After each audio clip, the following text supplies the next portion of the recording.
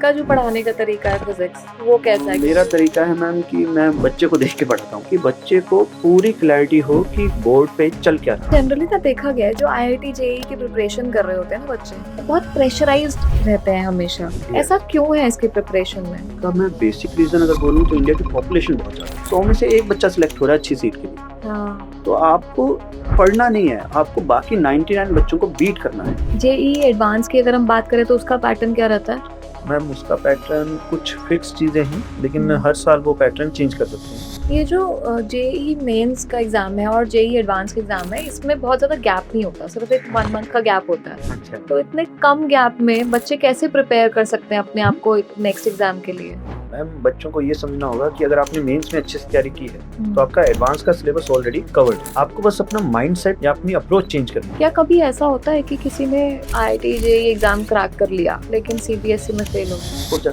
कभी कभी होता है ऐसा। आपके अकॉर्डिंग क्या शेड्यूल होना चाहिए जेईई स्टूडेंट का? शेड्यूल तो मैम बच्चा अपने आप से सेट कर सकता है, लेकिन मेरे हिसाब से डेली के 5-6 घंटे उसको पढ़ने चाहिए। तो एआई का कितना इम्पैक्ट है अभी तक टीचिंग पे? एआई का काफ़ी इम्पैक्ट आना शुरू हो गया, लेकिन एआई और ऑनलाइन जो प्लेटफॉर्म्स हैं या एप्स हैं वो कभी भी एक फिजिकल टीचर को रिप्लेस नहीं कर पाएंगे। हमारी डेली लाइफ में भी क्या फिजिक्स का कोई यूज है?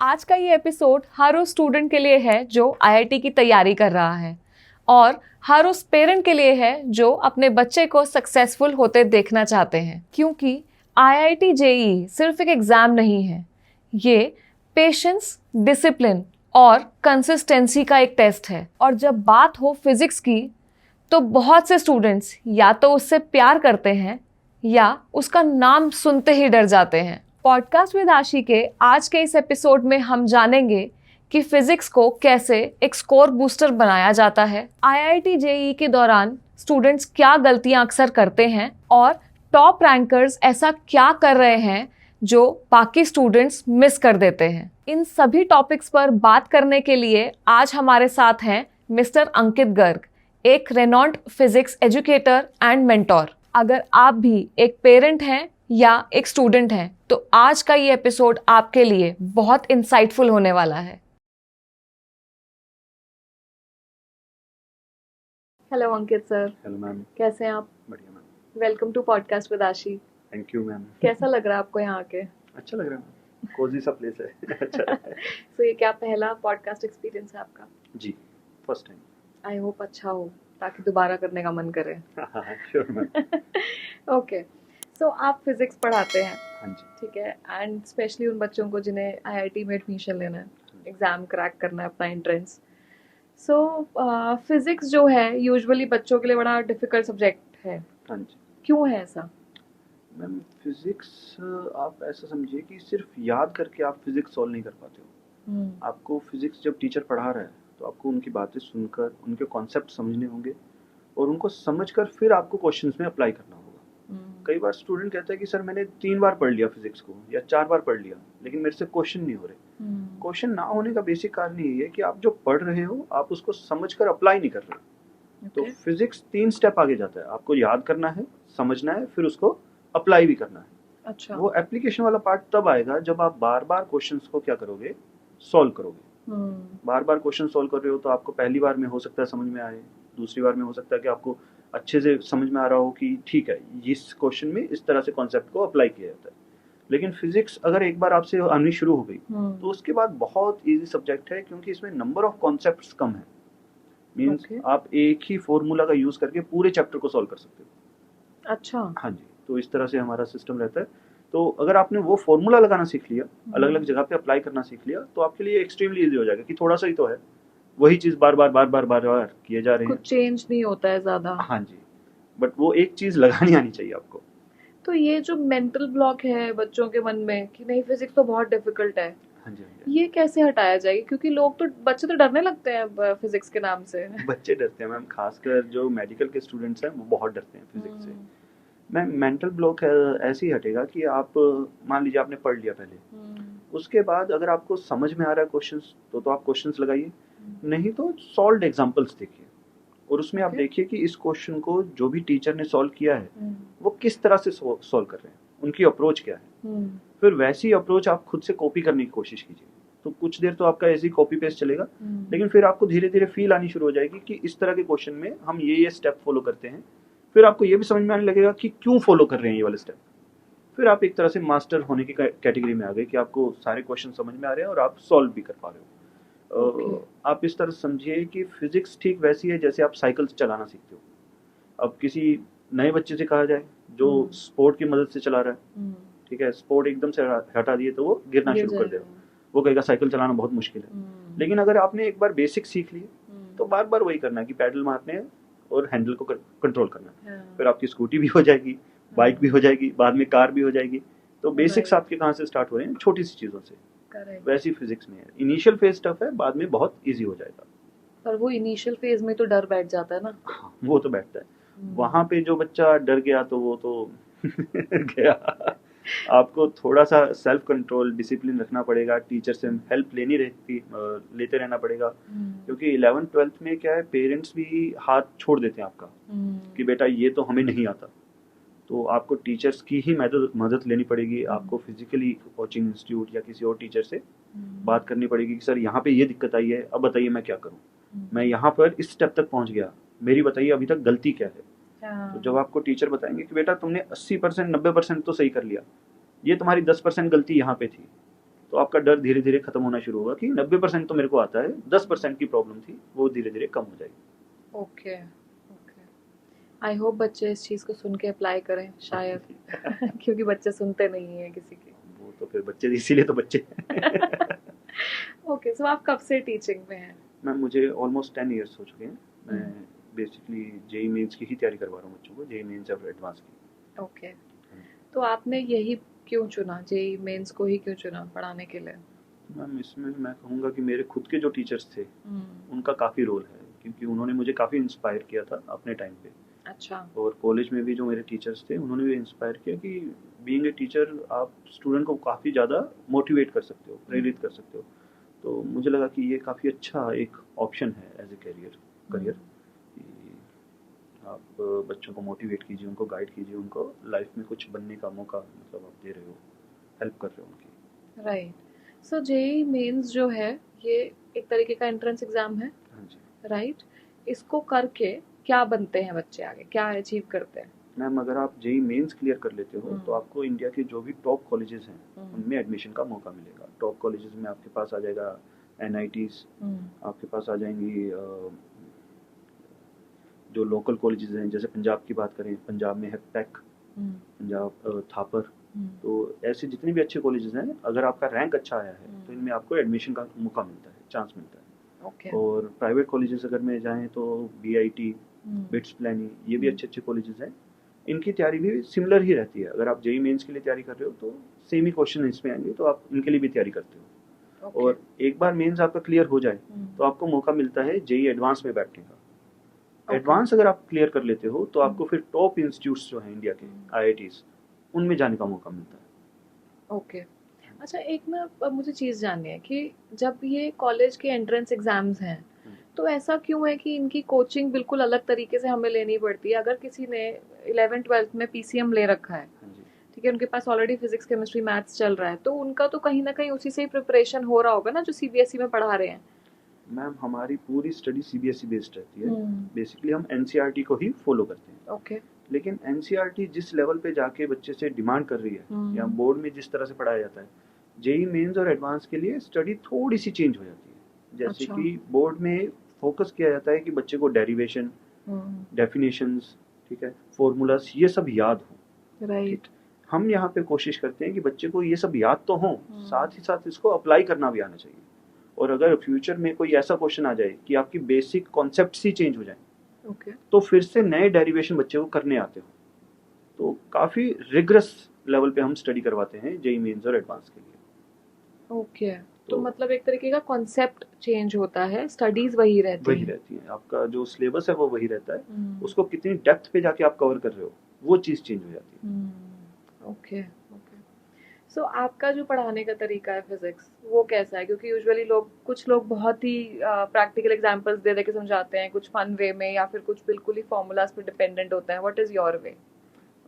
मेरा तरीका है मैम कि मैं बच्चे को देख के पढ़ाता हूँ, बेसिकली मैं कहूँ। Okay. अगर बच्चे को धीरे धीरे समझ में आ रहा है तो मैं हम्म। उसी पेज पे पढ़ाता रहता हूँ कि बच्चे को धीरे धीरे समझ में आता रहे। हम्म। मेरी जो कोशिश रहती है खासकर क्लास में कि बच्चे को पूरी क्लैरिटी हो कि बोर्ड पे चल क्या रहा है। अगर कोई भी एक शब्द लिखा हुआ है, कोई भी एक सिंबल लिखा हुआ है, तो बच्चे को वो समझ में आना चाहिए कि वो सिंबल उस शब्द का मतलब क्या है। आपने स्टेटमेंट लिख दी, अब स्टेटमेंट में फिजिक्स के बहुत सारे शब्द हैं उसमें, तो बच्चे को हर एक शब्द का मीनिंग अगर पता होगा तो बच्चा खुद ही अपना दिमाग अप्लाई करके उसको ग्रैब कर लेगा, उसको Right. कॉन्सेप्ट समझ में आ जाएगा, उसको ये भी समझ में आएगा कि उसको लगाना कैसे है। Rather than writing a statement कि ये स्टेटमेंट होती है, इसको याद कर लो, वो स्टेटमेंट क्या है, उसमें हर एक शब्द का मीनिंग क्या है, उसको अप्लाई कैसे करना है, वो सब पे हम फोकस करते हैं, मतलब मैं फोकस करता हूँ। ओके। आपको नहीं लगता कि अगर हम लोग बच्चों को थोड़ा सा फनी एग्जांपल्स दे के कुछ ऐसा करके पढ़ाएंगे तो that will be more better? Ma'am वो तो करते ही हैं, वो तो साइड हो गया। मीन्स आप इसको ऐसे कह दीजिए कि बच्चा अगर मान लीजिए बहुत ज़्यादा स्ट्रेस में चला गया क्लास में, तो थोड़ा सा जोक्स कर लिए, थोड़ा सा बच्चे के साथ बातें कर ली। बच्चे का रियल लाइफ प्रॉब्लम्स काफ़ी होती हैं बच्चों को, जैसे कि अगर बच्चा बाहर के किसी शहर से आ रहा है तो उसको पीजी का खाने का बहुत दिक्कत होती है। अगर कोई नया स्टूडेंट आ रहा है तो उसको फ्रेंड्स का भी बहुत दिक्कत होती है कि कोई यहाँ पे फ्रेंड नहीं है। तो हम कोशिश करते हैं कि एटलीस्ट कुछ ना कर सकें, बच्चे से उसकी प्रॉब्लम्स ही पूछ ले। अगर प्रॉब्लम्स भी पूछ ली तो भी बच्चे की प्रॉब्लम्स आधी हो जाती हैं कि चलो कोई तो सुन रहा है हमारी बात। पेरेंट्स कई बार ऐसा कह देते हैं कि बेटा ये तो सहना पड़ेगा। टीचर कह देता है कि बेटा ठीक है, मुझे समझ में आता है कि अगर मुझे कोई ऑप्शन मिला तो मैं तुम्हें ज़रूर बताऊंगा कि इस तरीके से तुम एडजस्ट कर सकते हो। कई बार ऐसा होता है कि बच्चा क्लास में अपनी प्रॉब्लम शेयर करता है, किसी और स्टूडेंट के पास ऑलरेडी उसका सोल्यूशन होता है। अच्छा। तो वो सोल्यूशन बता देते हैं, तो थोड़ा सा बच्चा रिलैक्स हो जाता है, थोड़ा माहौल भी अच्छा हो जाता है। तो मजाक कर लिए। मैं क्लास में लूडो खिला देता हूँ बच्चों को। ओह बच्चे वाओ। बहुत इंजॉय करते हैं, मतलब लूडो वगैरह खिलाते हैं जब, तो वो चलता रहता है। पर जनरली ना देखा गया है जो आईआईटी जेईई की प्रिपरेशन कर रहे होते हैं ना बच्चे, वो बहुत प्रेशराइज्ड रहते हैं हमेशा। कभी टेस्ट, कभी क्लास, एंड बहुत ज़्यादा रेगुलर बेसिस पे चलती है, अपने लिए उनको टाइम नहीं मिल पाता। ऐसा क्यों है इसकी प्रिपरेशन में? मैम इसका मैं बेसिक रीज़न अगर बोलूँ तो इंडिया की पॉपुलेशन बहुत ज़्यादा है। आप ये देखिए कि हर साल 13 लाख 14 लाख बच्चे जेईई मेंस में बैठते हैं। राइट। और एडवांस में सीट्स 10 से 20 हज़ार के बीच में हम मान लेते हैं, ठीक है, जो अच्छी सीट्स हैं 10 से 20 हज़ार के बीच में। तो जो परसेंटेज ऑफ सिलेक्शन है, जो नंबर ऑफ स्टूडेंट सेलेक्ट होंगे वो बहुत ही कम है। 100 में से एक बच्चा सेलेक्ट हो रहा है अच्छी सीट के लिए। तो आपको पढ़ना नहीं है, आपको बाकी 99 बच्चों को बीट करना है। 99% बच्चों को आपको बीट करना है, तब जाके आपका सिलेक्शन होगा आईआईटी में। तो वो 1% में आने के लिए जितनी मेहनत लगती है उतनी मेहनत बच्चे का करना पड़ता है, तब जाके उसका सिलेक्शन होता है। अगर मान लीजिए नंबर ऑफ सीट्स बढ़ा दें, 50,000 60,000 70,000 सीट्स कर दें, तो प्रेशर अपने आप कम हो जाएगा कि ठीक है थोड़ा सा पढ़ के हमारा सिलेक्शन होता है। आज से मैं आपको 50 या 60 साल पहले की बात बताऊं, जो हमारे सीनियर थे जिनका सिलेक्शन हुआ आईआईटी में, वो कहते हैं कि हम तो शनिवार की रात को बैठते थे पढ़ने, 10 घंटे पढ़ते थे, संडे की सुबह को उठ जाते थे पढ़ने के लिए, पढ़ने से, और उतने में हमारा सिलेक्शन हो गया। क्योंकि तब नंबर ऑफ स्टूडेंट्स जो अप्रोच कर रहे थे बीटेक के लिए ही, जो अप्रोच कर रहे थे वो कम थे। लेकिन अब 13 लाख 14 लाख बच्चे अगर बैठ रहे हैं तो कहीं ना कहीं आपको फाइट करनी पड़ेगी ताकि आप टॉप में आ सको।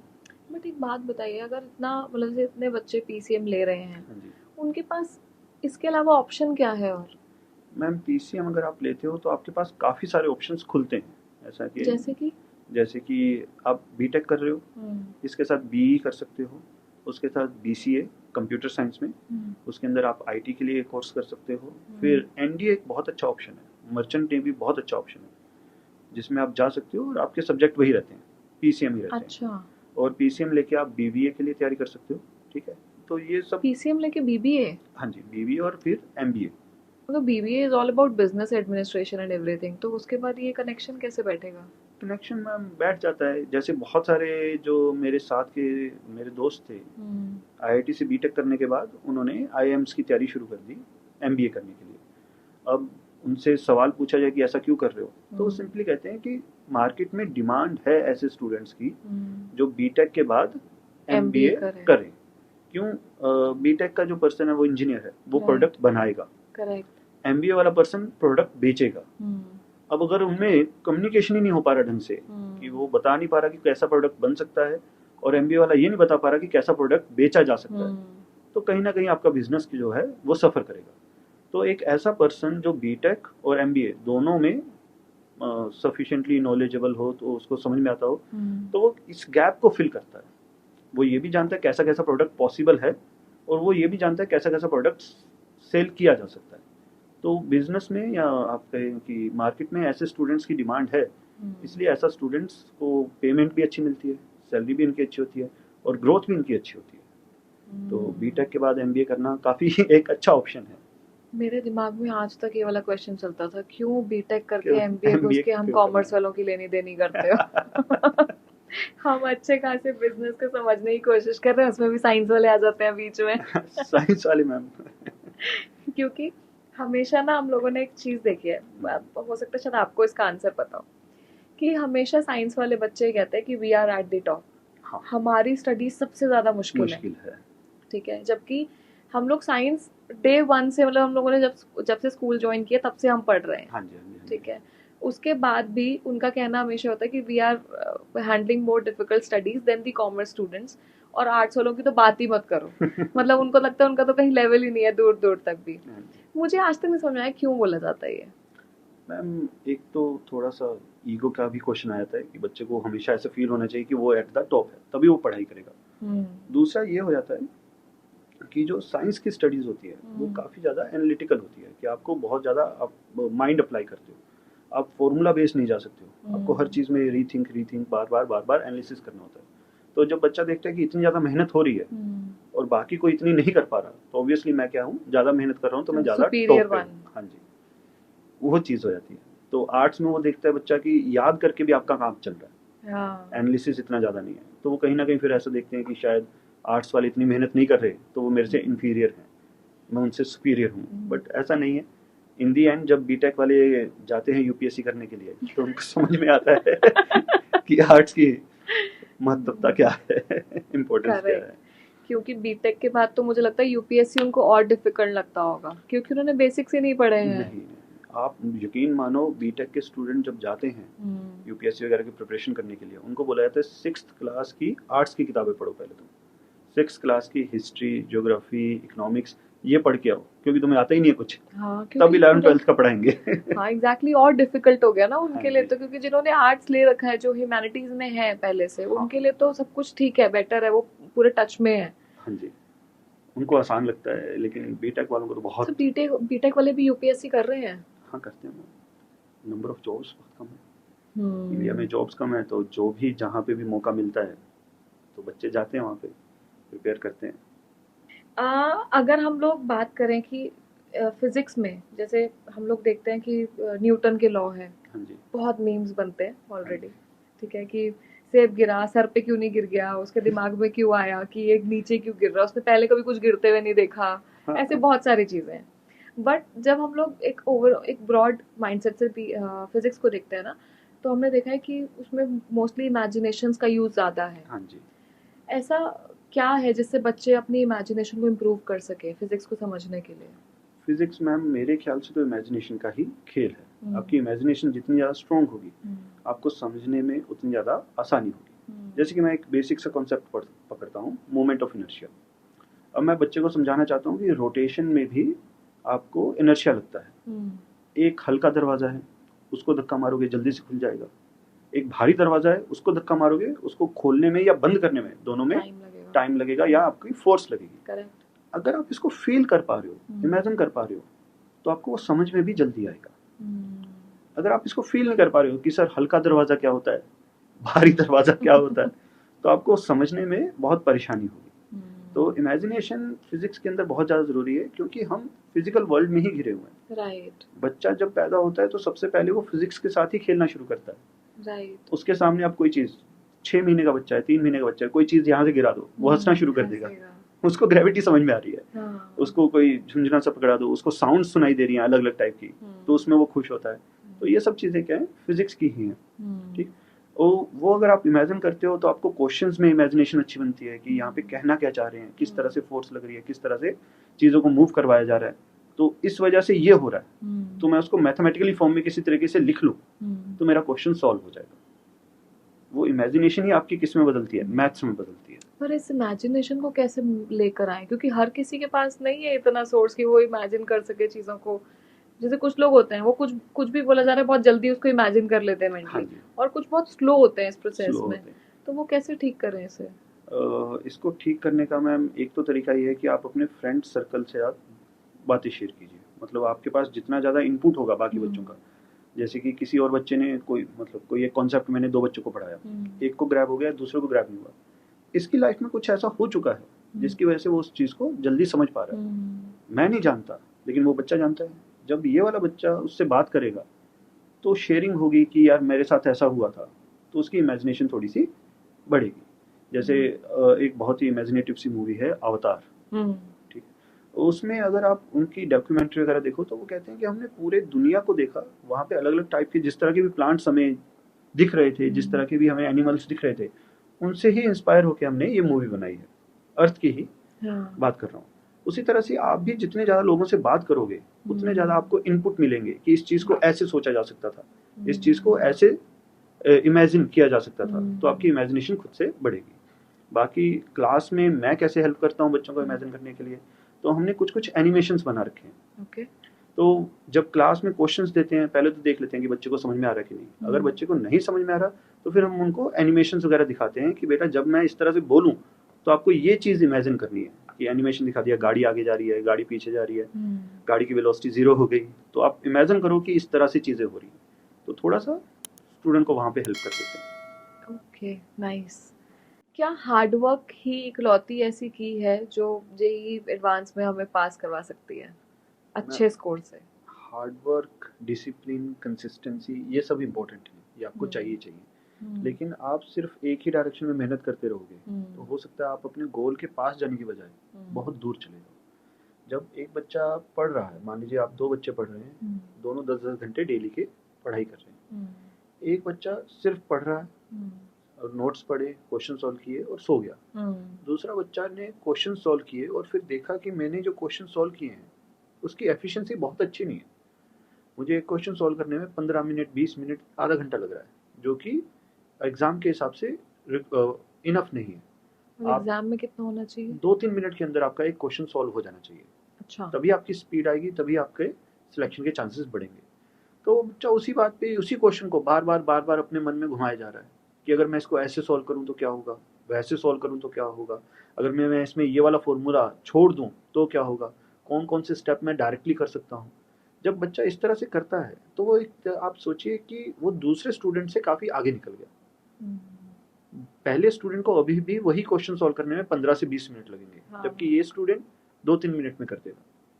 और ऐसा जब वो बाकी सारे क्वेश्चंस के लिए इस तरह सोचता है तो अपने आप उसका लेवल बाकी स्टूडेंट से ऊपर उठना शुरू हो जाता है। मैं फिजिक्स पढ़ा रहा हूँ, मेरे जैसी फिजिक्स बाकी टीचर भी पढ़ा रहे हैं, सब बच्चे एक ही जैसी फिजिक्स पढ़ रहे हैं, फिजिक्स 200 साल से कुछ खास चेंज नहीं हुई है। तो आप कैसे एक एज क्रिएट करोगे, आप कैसे एक यूएसपी क्रिएट करोगे कि आप कहोगे कि ये मेरे अंदर एक स्पेशल क्वालिटी है, वो आपको डेवलप करनी पड़ेगी, तभी आप बाकियों से आगे, बाकियों से ऊपर दिख पाओगे, आप भीड़ में शाइन कर पाओगे। So it is not only about hard work, it is about smart work. Smart work, आपको स्मार्टली देखना होगा कि आप जो कर रहे हो उसका इफेक्ट क्या आएगा, क्या वो रिजल्ट ओरिएंटेड है, जो आप कर रहे हो उससे रिजल्ट निकलेंगे। अगर आप उससे दूर जा रहे हो तो आपको कहीं ना कहीं अपनी डायरेक्शन ठीक करके रिजल्ट की तरफ जाना पड़ेगा कि मेरे क्वेश्चन सही भी हों और जल्दी भी हों, ठीक है, फास्ट एंड करेक्ट। तो क्या ये जो स्मार्ट वर्क वाली चीज़ है, इसके लिए भी ट्रेन किया जाता है हमेशा टीचर्स के थ्रू, या फिर ये नहीं किया जा सकता? कुछ कुछ चीज़ों में हम हेल्प कर सकते हैं। मान लीजिए मेरे पास 100 बच्चे पढ़ रहे हैं, मैं 100 बच्चों को कुछ कुछ शॉर्ट ट्रिक्स बता देता हूँ, लेकिन उसमें भी आप अगर शाइन करना चाहते हो, आप उसमें भी आगे उठना चाहते हो, तो आपको अपनी मेहनत करनी ही पड़ेगी। आपकी ज़िंदगी की मेहनत और कोई नहीं कर सकता। मैं कितना भी चाहूँ किसी एक बच्चे के लिए टेस्ट दे के आ जाऊँ, मैं नहीं दे सकता। आपको ज़िंदगी के सारे टेस्ट खुद ही देने होंगे। हाँ, वो हाथ पकड़ के चला तो नहीं सकते। हाँ जी। बट इन टेक्निक्स को आप बताते हो कि कैसे इम्प्रूव किया जा सकता है। हाँ जी, ये क्लास में हम डिस्कस करते हैं। ये मेरी खुद की ही टेक्निक है कि बार बार उसी क्वेश्चन को सोचते रहो, बच्चों को बताते हैं। जो बच्चे मान लेते हैं उनका लेवल अलग हो जाता है, जो कहते हैं कि सर नहीं इतना तो नहीं हो पा रहा, उनका लेवल अलग हो जाता है। कोई शॉर्ट ट्रिक्स जो मैंने अपने टाइम पे बनाई थी वो बच्चों के साथ शेयर करती हैं कि बेटा ये शॉर्ट ट्रिक्स हम यूज़ करते थे, आप भी यूज़ करके देखो। स्टूडेंट अगर ग्रिप कर लेते हैं तो अच्छी बात है, बाकी तो बच्चे ही हैं। सही बात है। तो जेईई जो मेंस एग्जाम है उसमें एग्जैक्टली कितने क्वेश्चंस होते हैं, कोई सेट पैटर्न है कि क्या है इनका? मेंस में मैम 75 क्वेश्चंस होते हैं, फिजिक्स के 25, केमिस्ट्री के 25 और मैथ्स के भी 25 क्वेश्चन होते हैं। अच्छा। हर एक सब्जेक्ट के 25 क्वेश्चन है और 25 क्वेश्चन में से पहले 20 क्वेश्चन एमसीक्यू होंगे, मल्टीपल है। चॉइस क्वेश्चन, जिसमें एक सिंगल करेक्ट आंसर होगा। ओके। 4 ऑप्शन में से सिर्फ एक ही सही है। और फिर 5 होते हैं न्यूमेरिकल बेस्ड, जिसमें आपके आंसर इंटीजर फॉर्म में आते हैं, जो आपको ओएमआर में या फिर आपको डिजिटल बोर्ड में फिल करने होते हैं, ठीक है। डिजिटल स्क्रीन में। तो ये पैटर्न रहता है। इसके लिए आपको 180 मिनट मिलते हैं, 3 घंटे मिलते हैं। 3 घंटे मिलते हैं। 3 घंटे में आपको ये 75 क्वेश्चन सॉल्व करने हैं। 300 मार्क्स का पेपर होता है ये। अच्छा। हाँ, और इसमें इस बार अगर आप 90, 190, 180 के आसपास स्कोर कर रहे हो तो आपका बहुत अच्छा स्कोर है। आप 99 परसेंटाइल उसमें स्कोर करते हो। जेई एडवांस की अगर हम बात करें तो उसका पैटर्न क्या रहता है? मैम उसका पैटर्न कुछ फिक्स चीज़ें हैं, लेकिन हर साल वो पैटर्न चेंज कर सकते हैं। इसमें कोई खास बहुत ज़्यादा फिक्स नहीं है। अच्छा। सिंगल चॉइस क्वेश्चन आते हैं, मल्टीपल चॉइस आते हैं, जिसमें 4 ऑप्शन में से एक या एक से ज़्यादा करेक्ट हो सकते हैं। फिर मैच द मैट्रिक्स आते हैं, जिसमें आपको अलग अलग ऑप्शंस को अलग अलग ऑप्शंस के साथ मैच करना होता है। ओके। फिर कॉम्प्रिहेंशन बेस्ड, फिर आपके न्यूमेरिकल बेस्ड या फिर इंटीजर बेस्ड क्वेश्चन रहते हैं। तो इस तरह से पैटर्न रहता है। कितने क्वेश्चन आएंगे, सिंगल चॉइस कितने आएंगे, मल्टीपल चॉइस कितने आएंगे, ये फिक्स नहीं है, लेकिन इस अच्छा। तरह के क्वेश्चन आते हैं। और एडवांस में 2 पेपर होते हैं, एक मॉर्निंग शिफ्ट में, इवनिंग शिफ्ट में, एक 9 से 12 और एक 2 से 5। ये जो जेई मेंस का एग्जाम है और जेई एडवांस का एग्जाम है, इसमें बहुत ज़्यादा गैप नहीं होता, सिर्फ एक हाँ 1 जी। मंथ का गैप होता है। हाँ जी, हाँ जी। तो इतने कम गैप में बच्चे कैसे प्रिपेयर कर सकते हैं अपने आप को नेक्स्ट एग्जाम के लिए? मैम बच्चों को ये समझना होगा कि अगर आपने मेंस में अच्छे से तैयारी की है तो आपका एडवांस का सिलेबस ऑलरेडी कवर्ड है। ओके। आपको बस अपना माइंडसेट या अपनी अप्रोच चेंज करनी होती है। मेंस में आपको जल्दी और ज़्यादा क्वेश्चन सॉल्व करने हैं, एडवांस में आपको स्लोली ज़्यादा से ज़्यादा एक्यूरेट करने हैं।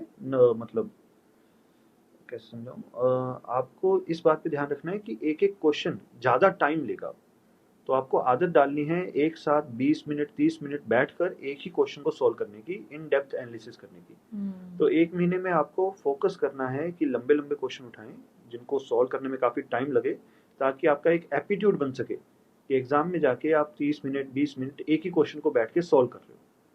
उसमें अगर आप 50%, इवन 30-40% भी स्कोर कर लेते हो तो आपका एक इनफ स्कोर होता है, तो आपका आराम से सिलेक्शन हो जाता है। तो मतलब आधी तैयारी तो तभी हो चुकी है हाँ। जब जेई मेंस का एग्जाम दिया है दिया उन्होंने। है। तो तैयारी तो मैम इनकी 2-3 बार हो जाती है। जो 12th के स्टूडेंट हैं, पहले बोर्ड के एग्जाम होते हैं, पहले तो जनवरी में मेंस होगा, फिर बोर्ड के एग्जाम होंगे, फिर मेंस होगा, फिर एडवांस होगा। पर बोर्ड के एग्जाम्स का पैटर्न बहुत डिफरेंट है, उसमें कितना तो प्रैक्टिकल में ही निकल जाता है, फिर जी। बाकी का जो बचता है वो क्वेश्चंस बहुत कम होते हैं एंड बहुत लंबा टाइम होता है। और अभी जैसे आप बता रहे हो कि इसमें 75 क्वेश्चंस हैं, हाँ। तो 75 क्वेश्चंस मतलब अच्छे खासे बड़े ज़्यादा नंबर है, मतलब ऐसा नहीं कि छोटा सा नंबर है, और उसमें हमें सिर्फ 180 मिनट मिल रहे हैं। हाँ जी। तो ये अपने आप में एक चैलेंज तो है बच्चे के लिए, जब बोर्ड एग्जाम से कंपेयर करेंगे तो। बोर्ड एग्जाम में मैम सिलेबस सेम है, तो हाँ। बच्चे को बार बार वही चीज नहीं पढ़नी, बस अपनी क्वेश्चन सॉल्व करने की स्ट्रेटेजी चेंज करनी है। जैसे बोर्ड में आप डेफिनेशंस लिख के आ रहे हो, डेरिवेशंस लिख के आ रहे हो, आपको याद तो है सारी डेफिनेशन डेरिवेशंस, उनको अप्लाई करना सीखना है किसमें, मेंस में। तो उसके लिए आप जब प्रैक्टिस करते हो तो आपकी वो हैबिट बन जाती है कि जल्दी जल्दी से क्वेश्चन कैसे सॉल्व करें। क्या कभी ऐसा होता है कि किसी ने आईआईटी जेईई एग्जाम क्रैक कर लिया लेकिन सीबीएसई में फेल हो गया? हो जाता है, कभी कभी होता है ऐसा। क्या बच्चा में रीजन हो सकता है इसके पीछे? इसके पीछे का रीजन मैम एक ये होता है कि बच्चा बहुत ज़्यादा फोकस करता है क्वेश्चन सॉल्विंग में। तो अगर आप चाहते हो कि एक क्वेश्चन को 2-3 मिनट में सॉल्व कर लो, तो आप ऑब्वियसली बहुत कम लिखोगे। हाँ। आप कोशिश करोगे कि डायरेक्ट फॉर्मूला लिखें और आंसर आ जाए। लेकिन जब यही टेक्निक आप बोर्ड में यूज़ कर लेते हो, तो बोर्ड में सब्जेक्ट जो मतलब टीचर चेक कर रहे हैं, वो चाहते हैं कि आप पूरा अच्छे से डिटेल में एक्सप्लेन करें। आप सीधा फॉर्मूला लिख के आंसर लिख रहे हो तो वो मार्क्स नहीं देते। तो होता क्या है कि बच्चे ने सॉल्व सही किया है, आंसर भी सही निकाल दिया, लेकिन एक पर्टिकुलर पैटर्न को फॉलो नहीं किया, तो इस वजह से मार्क्स नहीं मिलते। तो ये बच्चे का तो ब्रेन ही कंफ्यूज हो जाएगा इस तरीके से, क्योंकि वहां पर वो जल्दी करने की तैयारी कर रहे हैं, आप सीबीएसई में वो डिटेल की तैयारी कर रहे हैं। और अगर मान लो ऐसा हो गया कि सीबीएसई में वो फेल हो गए, तो फिर आगे क्या? आगे तो फिर मैम कुछ भी नहीं है, उनको रिपीट करना पड़ेगा 12th? उनको रिपीट करना पड़ेगा, उनकी कंपार्टमेंट लगेगी, कंपार्टमेंट में फिर से सॉल्व करना पड़ेगा उसको। दैट्स वेरी अनफॉर्चुनेट, क्योंकि इतना कंफ्यूज करने के बाद बच्चा मतलब ऐसा नहीं होता कि जिन्होंने आईआईटी क्लियर कर लिया या जेईई क्लियर कर लिया उनको तो कुछ बस लीनियंसी मिल जाए? नहीं कि मैम, 75% तो आपको मिनिमम मार्क्स चाहिए, पास होना भी ज़रूरी नहीं है, 75% मार्क्स होने चाहिए एडवांस में जाने के लिए, बोर्ड में, सीबीएसई बोर्ड में, तब आपको। that's such a huge pressure on children. ये बच्चे कैसे कोप अप कर सकते हैं इस प्रेशर के साथ? मैम प्रेशर आप तब मानोगे, मीन्स आप ऐसा मान लीजिए, आप कोई भी चीज़ सीखना चाहते हो, लेट्स से मैं इंग्लिश स्पीकिंग कोर्स करना चाहता हूँ, तो आप किसी भी टीचर के पास जाते हो तो वो कहते हैं कि आपको 2000 घंटे मेहनत करनी होगी, तो आप इंग्लिश में बहुत अच्छे बन जाओगे। वैसे ही अगर मेरे पास कोई बच्चा आए कि सर मुझे जेई करनी है, तो मैं कहूँगा आपको 10,000 घंटे मेहनत करनी होगी, आप बहुत अच्छे जेई में मार्क्स ले आओगे। अब वो 10,000 घंटे आप कब लगाते हो? लास्ट के 3 महीने में, लास्ट के 1 महीने में, या पूरे 2 साल में? पूरे 2 साल में ऑफ कोर्स। जब अगर आप 2 साल में डेली के 5-5, 6-6 घंटे पढ़ते हो तो कोई प्रेशर नहीं है। लेकिन अगर आप कोशिश करते हो कि सर मैं तो नहीं पढ़ूंगा, लेकिन 2 साल के एंड में आके 3 महीने में सब पढ़ने की कोशिश करूंगा और सब मैनेज करने की कोशिश करूंगा, तो बच्चा किस में आता है? प्रेशर में आता है। आप टाइम मैनेजमेंट अगर अच्छा कर पा रहे हो, डेली बैठते हो, डिसिप्लिन हो, कंसिस्टेंट हो, तो प्रेशर नहीं आता, बल्कि आपको इंजॉय होता है। आप देखते हो कि डेली आप बैठे, और जितनी देर बैठे उतना ज़्यादा आप अपने गोल के पास चले गए। आप सिंगल माइंडेड पर्सन हो कि मुझे तो अपना गोल अचीव करना है, आप बैठे हो, आप गोल के पास चले गए, आपको इंजॉय होता है। फिर अगले दिन बैठे 10 घंटे, आप और अपने गोल के पास चले गए।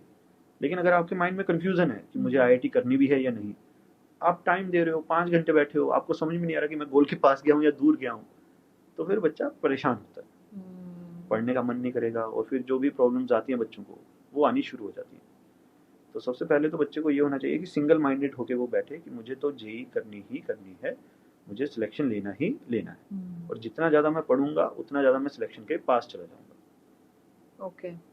हम हर साल ना बोर्ड्स देखते हैं, वो all India rank 1, all India rank 3, ऐसे कर करके बोर्ड्स बहुत सारे लगे होते हैं, होर्डिंग्स। ये बच्चे क्या डिफरेंट कर रहे हैं जो इतनी इजीली ये इतने अच्छे रैंक पर जा रहे हैं? मैम पहले 100-200 रैंक्स आप मान सकते हो कि बच्चे का माइंड है, कि बहुत अच्छे शार्प बच्चे हैं जो टॉप के 200 रैंक्स हैं। लेकिन उसके बाद मुझे ऐसा लगता है कि बच्चे की मेहनत ही बच्चे को आगे लेके जाती है। तो टॉप के रैंक्स आप छोड़ दीजिए, वो तो मतलब गिफ्टेड स्टूडेंट्स आप मान सकते हो कि वो ऑलरेडी गिफ्टेड हैं, उनका पता ही था कहीं ना कहीं सिलेक्शन हो गई होगा, ठीक। लेकिन बाकी जगह पर आप 200 से नीचे के जो भी रैंक हैं, आप कह सकते हो कि जो बच्चा जितनी ज़्यादा मेहनत करेगा उसका रैंक उतना ज़्यादा अच्छा आएगा। और जैसे अभी अभी हमने डिस्कस किया कि आप मेहनत करते हुए भी ध्यान रखते हो कि आप मेहनत किस डायरेक्शन में कर रहे हो, तो उससे फ़र्क पड़ता है। तो बेसिक ये है कि सबसे पहले तो इनको टाइम मैनेजमेंट सीखना पड़ेगा। हाँ जी, डेली आप मोटिवेशन के अंदर पढ़ाई नहीं कर सकते हो, आपको पढ़ाई करने के लिए डिसिप्लिन चाहिए। आपके अकॉर्डिंग क्या शेड्यूल होना चाहिए एक जेईई स्टूडेंट का? शेड्यूल तो मैम बच्चा अपने आप से सेट कर सकता है, लेकिन मेरे हिसाब से डेली के 5-6 घंटे उसको पढ़ने चाहिए। जेई की प्रिपरेशन के लिए नोट्स रिवाइज करे, फॉर्मूलेस वगैरह देखे, डेरिवेशंस देखे, जो होमवर्क मिला है उसको करे, और जो पुराने जो चैप्टर हो चुके हैं उनका रिवीजन करे। अगर कोई टेस्ट हो रहा है तो उसके लिए प्रिपरेशन करे। अगर वो इतना फॉलो कर रहा है तो उसका आराम से सिलेक्शन होगा। लेकिन दिक्कत कहाँ पे आती है? जब स्टूडेंट लास्ट में आ जाता है कि भाई 12th का, अब 12th चल रही है, अक्टूबर आ गया, अब मैं पढ़ना शुरू करूँगा, तब तक वो सब भूल जाता है। उसको 0 से स्टार्ट करना पड़ता है तैयारी, तो फिर वो घबराता है कि अब कैसे होगा। लेकिन एक बात बताइए, हमारे देश में सबसे बड़ा एग्जाम यूपीएससी का माना जाता है यूजुअली, ठीक है, क्योंकि बहुत सारे आईएएस, आईएफएस, आईआरएस सब निकलते हैं वहाँ से। लेकिन आईआईटी जेईई का एक अलग ही लेवल चल रहा होता है, ठीक है, इसके लिए एक अलग ही मतलब भाग दौड़ चल रही होती है लोगों की, और ज़्यादा, मैं कहती हूँ यूपीएससी से कहीं ज़्यादा मेहनत चल रही होती है। ऐसा क्यों है? आईआईटी जेईई में इतना कंपटीशन, इतना मतलब इतना हवा क्यों बना हुआ है ये? मैम आप इसको इस तरह समझ सकते हैं, एक्चुअली यूपीएससी ज़्यादा मुश्किल है, उसमें सिलेक्शन के परसेंटेज जो हैं वो कम है, राइट। तो यूपीएससी ज़्यादा टफ माना जाता है। सेकंड लेवल पे जो है हमारा आईआईटी जेईई आता है, इसका होल आपको ज़्यादा इसलिए दिखता है क्योंकि ये हमें घरों घरों के अंदर दिखाई देता है। यूपीएससी के लिए प्रिपरेशन आप अगर सोचो तो रेयरली कुछ कुछ लोग करते हैं, लेकिन आईआईटी जेईई के लिए प्रिपरेशन आजकल हर घर में, मतलब जो भी बच्चा इंजीनियरिंग कर रहा है या पीसीएम ले रहा है तो वो आईआईटी जेईई के लिए प्रिपरेशन कर रहा है। तो क्योंकि नंबर ऑफ स्टूडेंट्स ज़्यादा है हमारे आसपास, तो हमें ऐसा लगता है कि ज़्यादातर स्टूडेंट्स इसी के लिए प्रिपरेशन कर रहे हैं। मैं हमेशा ये सोचती हूँ कि हमेशा मतलब यूपीएससी की वैल्यू कहीं ज़्यादा है क्योंकि हाँ दैट जी, is the top most exam, हाँ जी, हाँ लेकिन उसके बाद भी आईआईटी जेई वाले बेचारे हमेशा रोते हुए दिख रहे हैं। जी। ओके, सो एआई का कितना इम्पैक्ट है अभी तक टीचिंग पे? मैम एआई का काफ़ी इम्पैक्ट आना शुरू हो गया है, लेकिन एआई और ऑनलाइन जो प्लेटफॉर्म्स हैं या एप्स हैं, वो कभी भी एक फिजिकल टीचर को रिप्लेस नहीं कर पाएंगे। मेरे हिसाब से ऐसा है। ऐसा क्यों? मैम जब बच्चे को पढ़ा रहे हैं तो बच्चे को आप सिर्फ पढ़ा नहीं रहे हो, आप ग्रूम कर रहे हो फ्यूचर के लिए। राइट। आप उसको सिखा रहे हो कि बेटा डिसिप्लिन क्या होता है, आपको किस तरह से काम करना है, डेली कैसे बैठना है, और साथ साथ बच्चा एक प्रेशर में भी है, तो वो टीचर का ही कहीं ना कहीं जिम्मेदारी होती है कि उसके प्रेशर को भी वो रिलीव कर पाए, साइकोलॉजिकली एक हेल्प प्रोड्यूस कर सके बच्चे के लिए, उसको समझ सके कि इस बच्चे के साथ अभी ये हो रहा है, ठीक है, तो उसको कैसे हैंडल करना है। जैसे कि मेरा एक स्टूडेंट था, तो उससे मैं बात कर रहा था, वो एक्चुअली खुद ही मेरे पास आया था। उसने बात करनी शुरू की, सर मेरे को तो कुछ नहीं आता, मेरा तो बहुत बुरा चल रहा है, और बात करते करते वो एकदम से फट पड़ा, जोर जोर से रोना शुरू कर दिया। अब उसको मैं साइड पे लेके गया, कमरे में लेके गया, बाकी जो टीचर्स उसको पढ़ा रहे थे उनको बुलाया, सबने बात की, थोड़ा सा उसको शांत किया, फिर उसके नोट्स वगैरह चेक किए, तो पता चला कि वो काफ़ी ज़्यादा सीवियर डिप्रेशन में था। अब हमने उसके पेरेंट्स से बात की तुरंत, 10 मिनट के अंदर अंदर पेरेंट्स को फ़ोन किया। पेरेंट्स ने भी काफ़ी इसको सीरियसली लिया, उसको डॉक्टर्स के पास लेके गए, उसको काफ़ी मतलब केयर की उसकी, और पेरेंट्स मेरे पास आए कि सर आप इसका ध्यान रखना। तो अब बच्चे के ऊपर इतना पर्सनल अटेंशन देना, ये एआई या फिर कोई ऐप नहीं कर सकती। करेक्ट। ये आप एक फिजिकल टीचर जो प्रेजेंट है वहाँ पे, वही बच्चे के चेहरे को देख के, उसके बिहेवियर को देख के समझ सकता है कि बच्चा साइकोलॉजिकली हेल्दी है या नहीं। तो वो सब एआई नहीं रिप्लेस कर पाएगा, लेकिन एआई एजुकेशन सेक्टर में बहुत आएगा, आ भी चुका है, और काफ़ी अच्छे से आएगा। कैसे? टीचर्स जो खुद हैं वही एआई का यूज़ करके काफ़ी सारे अपने टास्क जो हैं वो एआई को ऑटोमेशन पे लगा देंगे। जैसे मैम आप ऐसा समझिए कि टीचर का एक बहुत बड़ा जो काम होता है वो होता है टेस्ट लेना, बच्चे को चेक करना कि उसकी प्रोग्रेस कैसी है। अब टेस्ट लेने के लिए काफ़ी सारे वो लगते हैं, कहें स्टेप्स होते हैं, पेपर प्रिपेयर करना, पेपर को टाइप करवाना, प्रिंट करवाना, टेस्ट लेना, रिजल्ट पब्लिश करना, रिजल्ट पेरेंट्स तक पहुंचाना। ये काफ़ी लंबा काम है, इसमें राइट। 2-3 लोग लगते हैं, एक अकेला टीचर नहीं कर सकता। लेकिन ऐप्स की मदद से और एआई की मदद से ये पूरा काम एक सिंगल पर्सन सिंगल हैंडली कर सकता है। तो अगर एक पर्सन इसको हैंडल कर पा रहा है, इजीली हैंडल कर पा रहा है, तो वो बच्चों के ज़्यादा टेस्ट भी ले पाएगा, ज़्यादा अच्छे से बच्चों को, मतलब जैसे मैं अपनी एग्जांपल लूँ, मैंने एक चैप्टर का टेस्ट लिया, बच्चों के मार्क्स नहीं आए उसमें, तो बच्चे थोड़े से परेशान हो गए कि सर मेरे मार्क्स नहीं आए। तो क्योंकि मुझे टेस्ट लेना आता है, मेरे लिए काफ़ी ईजी है टेस्ट लेना, तो मैंने कहा बेटा इसी चैप्टर का फिर से टेस्ट ले लेते हैं, मुझे कोई टेंशन नहीं। तो बच्चे भी खुश हो गए कि सर ठीक है, इसी चैप्टर को हम फिर से प्रिपेयर करके आएंगे। बच्चे के ऊपर का प्रेशर कम हो गया, ठीक है, टीचर के ऊपर का प्रेशर कम हो गया। सारा काम किया किसने बीच में? एआई ने। टेस्ट बनाना, रिपोर्ट बनाना, रिजल्ट पब्लिश करना, सब एप्स के थ्रू या एआई के थ्रू हो रहा है। तो बच्चे की हेल्प हो गई, टीचर की हेल्प हो गई। कैसे बना रहे हैं एआई? वो तो एनालाइज तो आप ही कर रहे हो बच्चे को एट द एंड। मैम जैसे एआई से हमने पूछ लिया कि जो हमने क्वेश्चन भेजे हैं टेस्ट में, जो क्वेश्चन है उनको थोड़ा सा आप क्वांटिफाई करो या क्वालिफाई करो, लेवलिंग करो इनकी कि ये किस लेवल के क्वेश्चन है। हमारे एजुकेशन में 6 लेवल में क्वेश्चंस को बांटा जाता है। फर्स्ट लेवल होता है आपका मेमोरी बेस्ड क्वेश्चन, फिर अंडरस्टैंडिंग बेस्ड, फिर एनालिसिस बेस्ड, देन एप्लीकेशन, और लास्ट में होता है आपके एवेल्युएशन और क्रिएटिव थिंकिंग। अच्छा। तो जेईई मेंस के लिए आपको पहले 4 लेवल्स पे फोकस करना है कि बच्चा याद कर सके, अंडरस्टैंड कर सके चीज़ों को, उनको अप्लाई कर सके और उनको एनालाइज कर सके कि जो भी पढ़ाया जा रहा है वो कैसे हो रहा है। आप जब क्वेश्चंस को इन लेवल्स में बांटते हो तो आप देखते हो कि बच्चे कौन से क्वेश्चंस ज़्यादा सोल्व कर पा रहा है, ज़्यादा अच्छे से सही कर पा रहा है, और कौन से क्वेश्चंस में वो छोड़ रहा है, मतलब एनालिसिस बेस्ड छोड़ रहा है या मेमोरी बेस्ड छोड़ रहा है। तो आपको पता चलता है कि बच्चे की दिक्कत कहाँ पे है। तो आप पर्सनली उसको अटेंशन दे सकते हो कि बेटा यहाँ पे देखिए तो तुम्हारी दिक्कत आ रही है, तुम्हें इस चीज़ पे फोकस करना है, या इस चैप्टर में आपकी मेमोरी अच्छी है लेकिन एनालिसिस नहीं हो पा रहा, इस चैप्टर में आपका एनालिसिस अच्छा है लेकिन आपको कुछ याद नहीं है।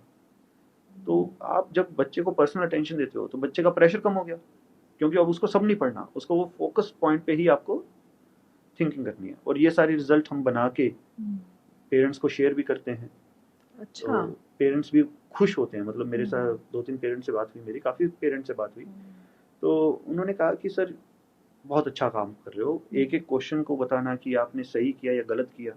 तो पेरेंट्स को जब रिपोर्ट पहुंचती है तो वो खुद भी इंटरेस्ट लेते हैं कि मैं भी कुछ हेल्प कर दूं अगर, नहीं तो पेरेंट्स तो फिर ब्लाइंडली घूम रहे होते हैं कि यार मुझे तो समझ में नहीं आ रहा चल क्या रहा है, हाँ। टेस्ट में इतने नंबर आए लेकिन इसका मीनिंग क्या है। जब उनके पास रिजल्ट जाता है तो वो अच्छे से आप बच्चे को भी मोटिवेट करते हैं, खुद भी पार्टिसिपेट करते हैं कि ठीक है तुम्हारी यहाँ पे दिक्कत है, मैं तुम्हारी थोड़ी बहुत हेल्प कर देता हूँ। इजी हो जाता है ईजी हो पेरेंट्स के जाता लिए। है। अभी क्योंकि हम लोग एआई की बात कर ही रहे थे, जी। तो थोड़ा सा डिजिटल चीज़ों की भी बात करते हैं कि Sure. ये जो मोबाइल्स हैं इसका कितना इफेक्ट है बच्चों के ऊपर और उनकी पढ़ाई के ऊपर। मैम मैं सिंपली कहूँ तो नेगेटिव ही इफेक्ट है इनका, कोई पॉजिटिव इफेक्ट इनका मोबाइल का है नहीं। ओके। हो क्या रहा है कि जो बच्चे वीडियोस आजकल देख रहे हैं जैसे इंस्टाग्राम या यूट्यूब शॉर्ट्स, वो 30-30 एक-एक मिनट की वीडियोस हैं, 30-30 सेकंड एक-एक मिनट की वीडियोस हैं, और उनको भी वो लगातार फास्ट फॉरवर्ड कर देते हैं, तो उनका अटेंशन स्पैन धीरे धीरे कम होता जा रहा है। हाँ। तो उस वजह से क्या है कि हमें टीचिंग में भी फील होने लग गया है कि बच्चे को अगर हमने 10 मिनट पहले कोई चीज़ बताई थी तो उसको याद नहीं है, उसको वापस बतानी पड़ रही है। कई कई स्टूडेंट्स के साथ तो बहुत क्रिटिकल केस हो रहा है। जैसे तो मतलब यही कि 10 मिनट पहले बताई बात भी याद नहीं है, भूल ही नहीं, हाँ, मतलब भूल जाते हैं भूल सारा। जाते हैं, उनको समझ में नहीं आ रहा कि क्या बोला गया था। हाँ। तो उससे टैकल करने के लिए अभी तो फिलहाल क्या है कि हर चीज़ लिखवा दो, और फिर बच्चे को बेटा अभी अभी लिखवाया था, थोड़ा सा पीछे जाके देखो। तो बच्चे के माइंड को आप ऐसा समझे, माइंड को आप ट्रेन कर रहे हो कि जो भी तुम देख रहे हो वो यूजलेस है। इंस्टाग्राम पे आप जब लगातार देख रहे हो तो आप माइंड को यही ट्रेन कर रहे हो ना कि जो भी तुम देख रहे हो वो यूजलेस है। करेक्ट। तो माइंड ट्रेन ही नहीं हो पाता कि कुछ इंपॉर्टेंट कुछ सीरियस चल रहा है जिसको याद रखना है। तो फिर सब कुछ लिखवा दिया, तो बच्चे को बोला कि वापस जाओ, तो माइंड ट्रेन हो रहा है कि नहीं नहीं मुझे याद रखना है, और काम आएगा आगे। तो पर ये जो क्लास, ब्रेन की जो ट्रेनिंग चल रही है ये हम बहुत छोटे लेवल पर यूजुअली बच्चे को देते हैं, हाँ जी, तो जब जेई लेवल पर अगर ये ट्रेनिंग देनी पड़ जाए तो ये बहुत डिफिकल्ट नहीं है? तो फिर सिलेबस पूरा उनका हैम्पर होगा ऐसे। तो वो स्ट्रगल्स चल रही हैं, टीचर भी फेस कर रहे हैं, पेरेंट्स स्टूडेंट्स सब फेस कर रहे हैं इस चीज़ों को। हम यही एडवाइस करते हैं पेरेंट्स को कि मोबाइल जितना हो सके बच्चे से दूर रखिए, कोई ज़रूरत नहीं है उसको मोबाइल की। मोबाइल से आपकी अटेंशन स्पैन कम ही होगी। आप ये भी देखिए कि मोबाइल इतना सा है, इतनी सी जगह पे आप फोकस कर रहे हो, आपका दिमाग उतनी जगह पे फोकस्ड है, तो बहुत हेल्दी ये चीज़ नहीं है। बाकी मोबाइल के कारण क्या हो रहा है, बच्चे आइसोलेट भी हो रहे हैं। कहाँ बच्चा बाहर जाके खेलेगा, सोशलाइज नहीं कर सोशलाइज नहीं कर रहा। सोशलाइजेशन से क्या होता है, आपका मेंटल प्रेशर भी काफ़ी कम हो जाता है। Correct. बच्चे अपनी प्रॉब्लम्स डिस्कस करते हैं, आप अपनी डिस्कस कर रहे हो, तो बच्चे को कहीं ना कहीं लगता है कि सबको सेम टाइप की ही प्रॉब्लम है, तो कोई ऐसा यूनिक मेरे साथ अलग से नहीं हो रहा। या फिर कॉप अप करने के मेथड उनको समझ में आते हैं। बच्चा अब घर में बैठा है अकेले कमरे में, वही देखे जा रहा है, तो काफ़ी प्रॉब्लम्स आती हैं इससे। बट एक चीज़ देखिए, आजकल मैक्सिमम जो बच्चों को होमवर्क मिल रहा है, असाइनमेंट्स मिल रहे हैं, वो सब ऑनलाइन मिल रहा है। हाँ जी, ठीक है, ऑनलाइन क्लासेस चल रही हैं, हाँ जी, तो फिर बच्चे तो मोबाइल तो चलाएंगे ही, ये इसके लिए तो आप रोक नहीं सकते, और जब वो चलाएंगे तो डिस्ट्रैक्शन भी होगा। डिस्ट्रैक्शन होता है मैम। बच्चे को आपने एक टफ क्वेश्चन दे दिया, हाँ। वो 2 मिनट 3 मिनट ज़्यादा से ज़्यादा सोचेगा, फिर कहेगा यार ये तो बहुत ज़्यादा हेक्टिक है, और मोबाइल में मैं कभी इतना हेक्टिक काम तो करता ही नहीं हूँ, मैं तो इंस्टाग्राम की रील्स देखता हूँ। वो तुरंत कहाँ पे चला जाएगा, इंस्टाग्राम पे तुरंत बगल में ऐप है, खोल के स्क्रॉल करना शुरू कर देगा। करेक्ट। और फिर स्टार्ट होती है डूम स्क्रॉलिंग। आप 2 घंटे 3 घंटे आपको समझ में नहीं आ रहा कि कहाँ चले गए। तो ये चैलेंजेस है मैम। इससे बचने का एक ही तरीका है कि इंस्टीट्यूट भी इस चीज़ को ध्यान रखें कि बच्चे के पास मोबाइल कम से कम जाए, ज़रूरत ना पड़े। आप जितना हो सके फिजिकल चीज़ों को रखिए। डिवाइस जो है, मोबाइल डिवाइस जो है, हमारी हेल्प के लिए आई थी, लेकिन अब हेल्प से ज़्यादा वो नुकसान कर रही है। पेरेंट्स को यही एडवाइस्ड है कि मोबाइल ज़्यादातर वो बच्चे को देते हैं सिक्योरिटी के लिए, कि सर हमें कभी फ़ोन करना पड़ता है या बच्चा कहीं फंस जाए तो वो किसको कॉल करेगा। तो आप एक कीपैड वाला अगर फ़ोन दे सकते हैं तो वो दे दीजिए, नहीं तो अगर आप नहीं कर सकते कुछ भी। बच्चे आईफोन मांगते हैं सर आजकल। मांगते कीपैड वाला फोन तो मुझे लगता है हमारे ही मुंह पे उठा के मार रहे होंगे वो। मैम अगर आप करंट जो टॉपर्स हैं उनके इंटरव्यूज वगैरह सुने तो उन सबके पास कीपैड वाले फ़ोन हैं। आप दोनों हाथों में लड्डू नहीं रख सकते हो कि डिस्ट्रैक्शन नहीं है ना लाइफ में। हाँ, कि मुझे आईफोन भी चाहिए लेकिन मुझे रैंक भी अच्छा चाहिए। कोई एक चीज़ सिलेक्ट कर लीजिए। हाँ। तो आपको सेक्रीफाइस तो करना पड़ेगा। बट ऐसे केस में फिर जो वो ऑनलाइन क्लासेस हो रही हैं, एक ये भी तो एक नेगेटिव इम्पैक्ट हो गया फिर एक तरीके से। मैम ऑनलाइन क्लासेस जो हैं उनके कुछ प्रोज भी हैं, कुछ कॉन्स भी हैं। अगर आप उनकी कमियों को पहचान सको और उनको किसी तरह से काबू कर सको तो आपको बेनिफिट भी होगा। लेकिन ज़्यादातर मुझे ऐसा लगता है कि ऑनलाइन क्लासेस का काफ़ी नुकसान बच्चे को होता है। एक तो बच्चा बिल्कुल ही आपने आइसोलेट कर दिया। आपने खुद कहा कि बच्चे जब IIT JEE की तैयारी करते हैं, प्रिपरेशन करते हैं, तो वो बिल्कुल भी सोशलाइज नहीं हो पाते। फैमिली फंक्शंस उनके लिए छूट जाते हैं सारे, Correct. किसी की शादी, किसी के बर्थडे, किसी में नहीं जा रहे। फिर भी बच्चे के पास क्या था, कोचिंग थी, फिजिकल कोचिंग थी। बच्चा वहाँ पे जा रहा है, एटलीस्ट 4-5 कुछ तो दोस्त हैं उसके। आपने वो भी छीन के कहाँ पे डाल दिया सारा, मोबाइल में। वहाँ पे टीचर के साथ भी कांटेक्ट नहीं है। उसको डाउट आ रहा है, वो टीचर से बात नहीं कर पा रहा। टीचर के पास भी 300 बच्चा एक बैच में, उसमें उसको भी नहीं समझ में आ रहा किसको डाउट बताऊं, किसको नहीं बताऊं। तो ये तो सब नेगेटिव है। प्रोज क्या है मैम कि जो ऑनलाइन टीचिंग है वो गांव वगैरह में भी जा सकती है। आपको बस एक मोबाइल चाहिए, आपको एक प्रोफेशनल टीचर आपके घर में आके आपको पढ़ा रहा है। शहरों में भी अगर आपका कोचिंग इंस्टीट्यूट आपके घर से बहुत ज़्यादा दूर है तो आप घर पे बैठ के वही जो सब कोचिंग में चल रहा है वो आप घर पे भी पढ़ सकते हो। आपका कम्यूट का टाइम बच गया। मान लीजिए आपको 1.5 घंटा जाने का, 1.5 घंटा आने का लग रहा है, तो 3 घंटे आप डेली के बचा रहे हो, तो वो पढ़ने में जाएंगे। लेकिन उसके साथ फिर आपको डिसिप्लिन भी चाहिए कि आप डेली के लेक्चर डेली अटेंड करो, कभी भी मिस मत करो। फिर जो होमवर्क दिया गया है, क्योंकि टीचर अब आपके घर पे आके नहीं चेक करेगा, तो आप खुद से ही उस होमवर्क को अटेम्प्ट करो, टेस्ट वगैरह खुद से ही दो। और जब पढ़ाई चल रही है, कुछ डिफिकल्ट टॉपिक आ गया तो दूसरी किसी ऐप में मत जाओ, अपना जो पढ़ रहा है उसी में डिसिप्लिन तरीके से रहो। लेकिन ये चीज़ें मैम एक 15 साल 16 साल के बच्चे से एक्सपेक्ट करना थोड़ा सा मुश्किल है। तो वो मुझे थोड़ा सा क्योंकि छोटे बच्चों को सबसे पहली बात तो डिसिप्लिन की वैल्यू नहीं पता नहीं है। ये सही कहा मैम आपने। ये उनको नहीं पता कि डिसिप्लिन क्यों जरूरी है, उनको नहीं पता कि डेडिकेशन किसको कहते हैं। अभी तो वो लाइव देखना शुरू कर रहे हैं। हाँ जी। अब उस एज में आप ये एक्सपेक्ट करो कि वो आप होमवर्क दोगे वो कर लेंगे और ऑनेस्टली बता भी देंगे कितना किया कितना नहीं किया। मतलब शायद मैं होती और मेरे को कोई कहता ऑनलाइन टेस्ट होगा, मैं तो पीछे बुक खोल के कर रही होती। सब बच्चे यही करते हैं मैम। ओके, सो पेरेंट्स का क्या एक्सपेक्टेशन है जब आप मतलब आप एज अ टीचर जब मिलते हो पेरेंट्स से या उनसे बात होती है, आपको क्या लगता है उनकी क्या एक्सपेक्टेशंस रहती हैं? हम पेरेंट्स जब बच्चे को हमारे पास भेज रहे हैं 10th के बाद, तो वो इस एक्सपेक्टेशन से भेजते हैं कि अब बच्चे की जो खेलने की उम्र है वो खत्म हो गई है। अब बच्चे को मैच्योरिटी की तरफ जाना चाहिए। अब बच्चे को समझना चाहिए कि डिसिप्लिन, डेडिकेशन क्या चीज़ें होती हैं। और पेरेंट्स कहते हैं कि बच्चा हमारी बात नहीं सुन रहा, तो सर प्लीज़ आप कोशिश कीजिए कि इसको समझाओ कि लाइफ में ये चीज़ों की वैल्यू क्या है। तो वो टीचर से ये एक्सपेक्ट करते हैं कि आप जितना स्ट्रिक्ट हो सकते हो आप उतना स्ट्रिक्ट रहिए, लेकिन बच्चे को एक डिसिप्लिन में लेके आइए। इसी चक्कर में कई बार प्रेशर ज़्यादा हो जाता है बच्चे पे। बच्चा 10वीं क्लास तक आराम से खेल कूद रहा है, एकदम से 11वीं में आया तो उसका खेलना कूदना सारा बंद हो गया। तो बच्चे को भी एडजस्ट करने में टाइम लगता है। टीचर्स को भी बार बार समझाना पड़ता है कि बेटा कोई बात नहीं, पढ़ना है, आपको फोकस रहना है।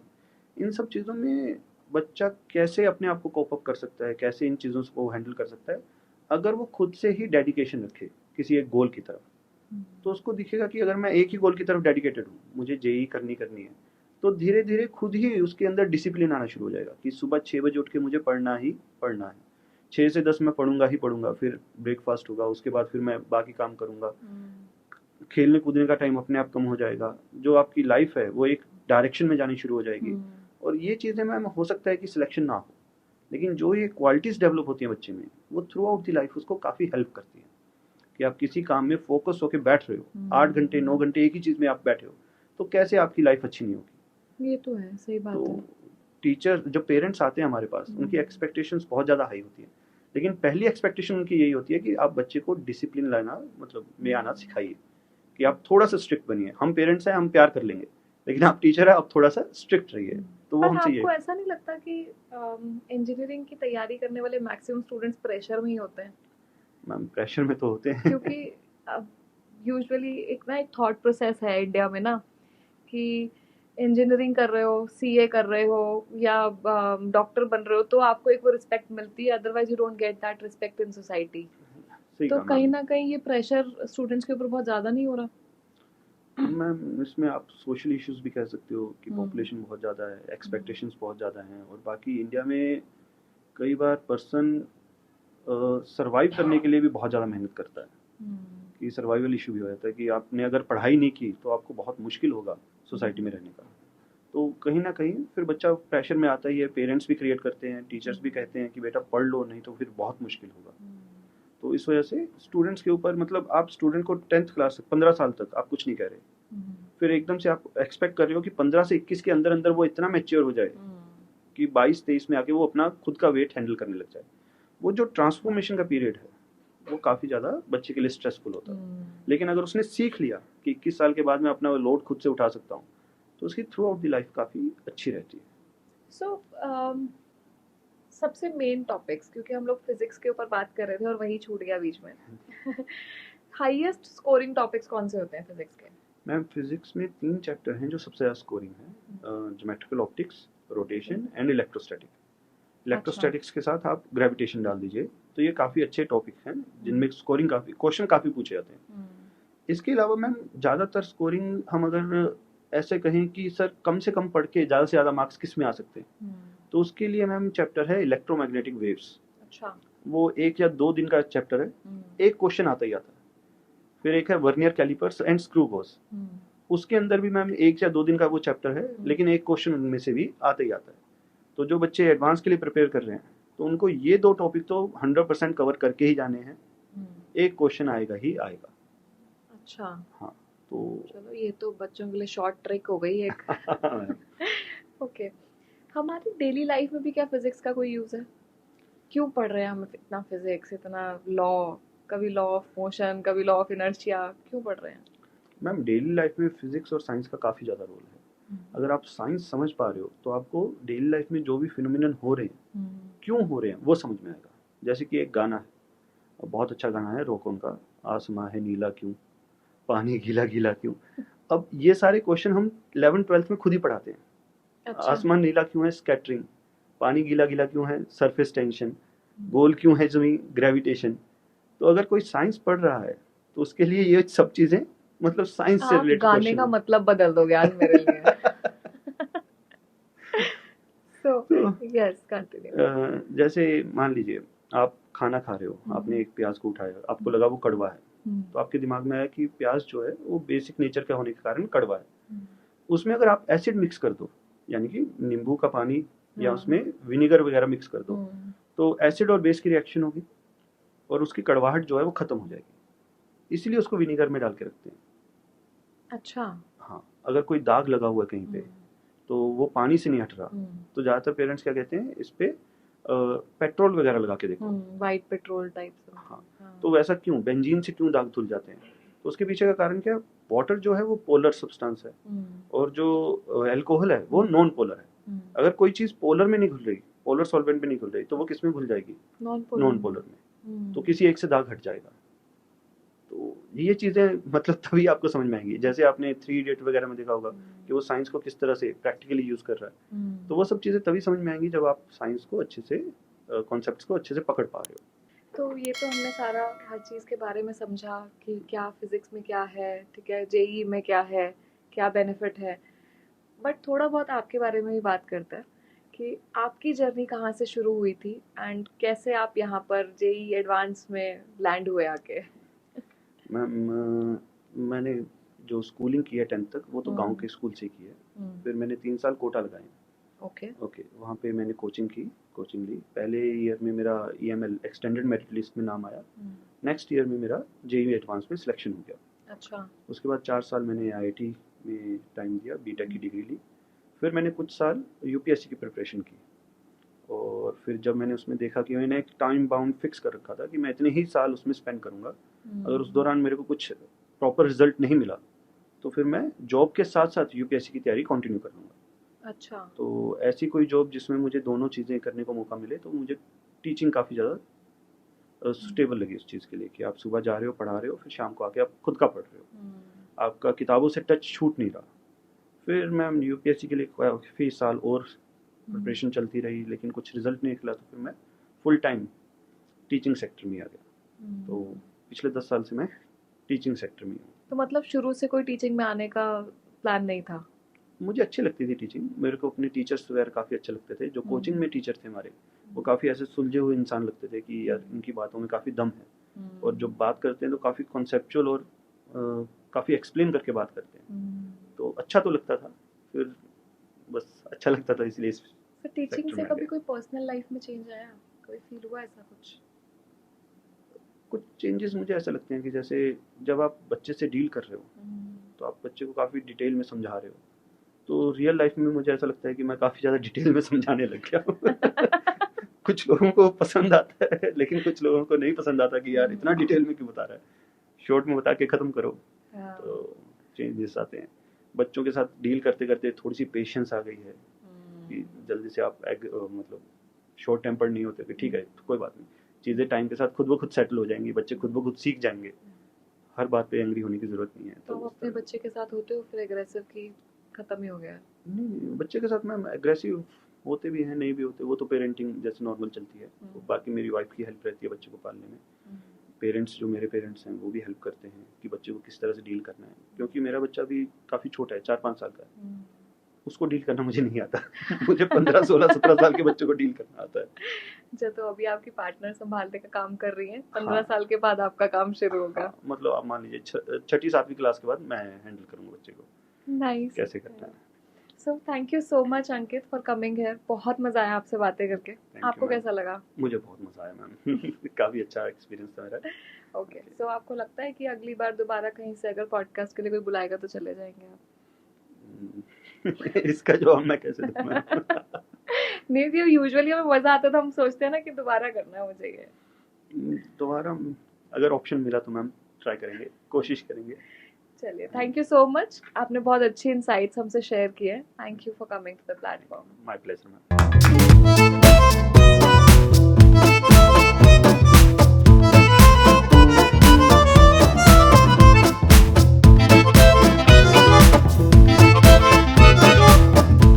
Thank you for watching this podcast till the end. अगर आप चाहते हैं कि हम ऐसे ही और भी गेस्ट आप तक लाते रहें और इंडस्ट्री के और इनसाइट्स भी आप तक शेयर करें, तो हमारे चैनल पॉडकास्ट विद आशी को अभी सब्सक्राइब करें और हमारी वीडियोस को शेयर करें। हमारे दूसरे चैनल आरुषि विद क्लिप्स को भी आप सब्सक्राइब कर लीजिए ताकि इन पॉडकास्ट के छोटे छोटे क्लिप्स आप वहां पर देख सकें।